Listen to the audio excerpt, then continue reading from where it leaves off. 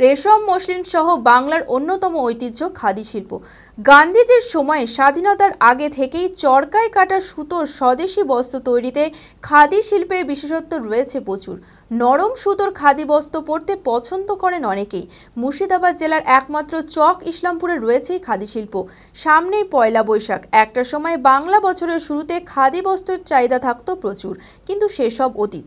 আধুনিক মেশিনের তৈরি নকল খাদি বাজার দখল করায় চরম অস্তিত্ব সংকটে খাদি শিল্প। মানসিক স্বাস্থ্যের জন্য সবার আগে যে নামটি মনে ভেসে ওঠে, সুস্থ মনের ঠিকানা মনোবীক্ষণ। যোগাযোগ নাম্বার 7477799516।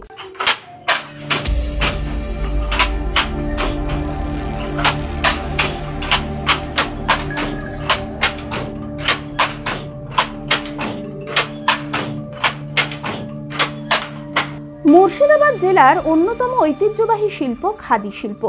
স্বাধীনতার আগে থেকে গান্ধীজির সময়ের চরকায় কাটা সুতোর স্বদেশি বস্ত্র তৈরিতে খাদি শিল্পের বিশেষত্ব রয়েছে প্রচুর।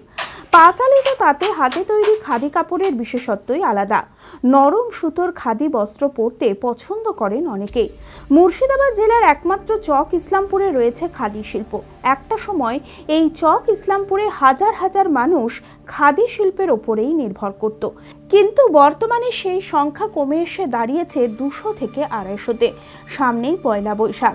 একটা সময় বাংলা বছরের শুরুতে খাদি বস্ত্রের চাহিদা থাকতো প্রচুর, কিন্তু সেই সবই অতীত।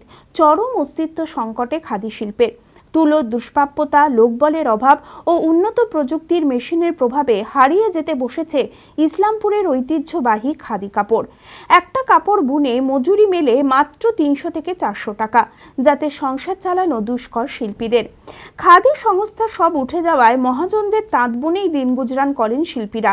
মেলে না সরকারি কোনো সহযোগিতা। ধুতি চাদর পেছু 400 টাকা পরিশ্রম, 3 দিন লাগে। একটা ধুতি চাদর বুনতে 3 দিন, 2 দিন, 2.5 দিন, 3 দিনের মধ্যে থাকে না। এই যুব সমাজ নাই, উদ্দেশ্য রয়েছে, ইনকাম নাই, মেন হচ্ছে অর্থটা নাই।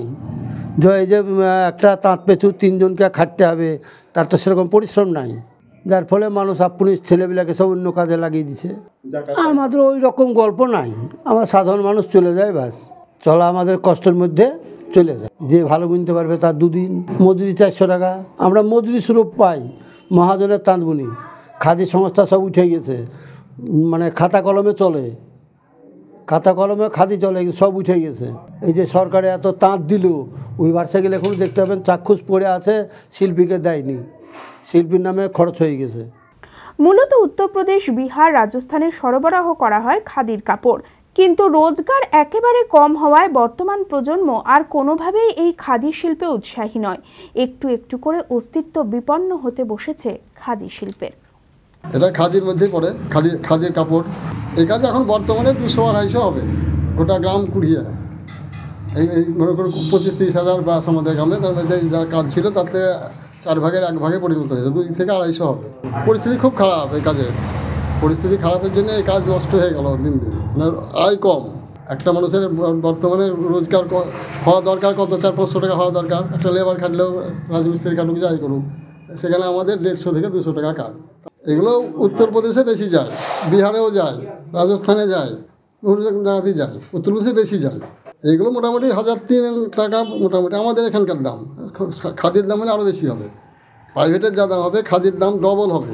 যে কোনো কাপড় নষ্ট হয়ে গেল, ওই কারণে যুব সমাজ কেউ করবে না, উচ্চারণের পয়সা নাই, আয় কম, ওই জন্য অন্যান্য কাজে চলে যাচ্ছে মানুষ। সিগমা মেডিকেল সেন্টার, আপনার সঠিক চিকিৎসায় অভিজ্ঞ চিকিৎসকেরা আপনার পাশে। সোমবার থেকে শনিবার প্রতিদিন এখানে বসছেন অভিজ্ঞ জেনারেল ও ল্যাপ্রোস্কোপিক সার্জন ডক্টর জামশেদ মোল্লা।